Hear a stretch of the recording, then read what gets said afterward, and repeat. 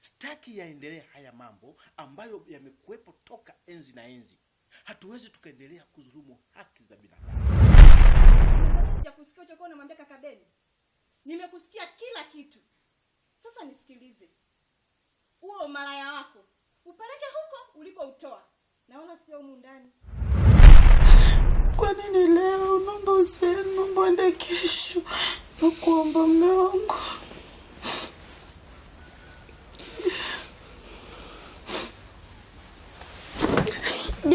Naomba usiende kwa unanifanyia hivyo.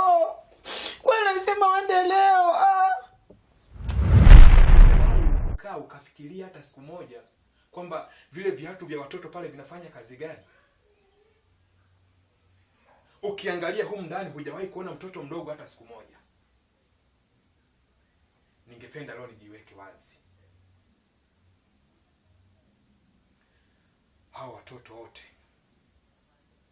nimewatoa kafara. Nimewatoa kafara mimi Beni. Kuna nini nyie? Jamani, mimi nimelala nina nguo nyingine. Naamka nakuta nguo nyingine afu pete yangu iko wapi? Nimefika kweli kwa hivi.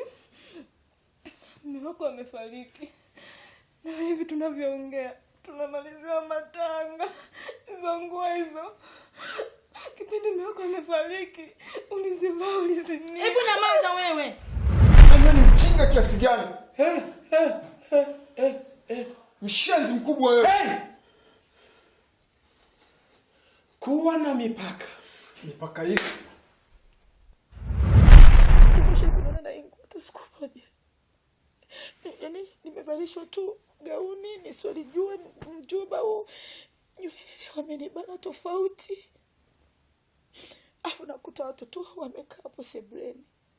Eti wananiambia mimi ndo nimezinduka. Eti nilizimia siku ya mazishi. Eti leo ni siku ya 40 wanaama matanga. Dada, hapa kuna kitu hakiko sawa. Hakiko sawa kabisa. Na cha kufanya naomba tuzidishe maombi. Katika jina la Yesu, katika jina la Yesu, ninaharibu kila mipango, ninabomboa. Wewe mama. Hii sio nyumba ya kelele. Na hapa sio disco, sijui unanielewa? Hii nyumba inahitaji ustaarabu. Kuna watu tuna kazi zetu huko, unatupigia kelele. Ukitaka kupiga kelele toka huko ndani, toka huko nje, ukapige kelele yako. Sijui utakuwa unanielewa? Nini?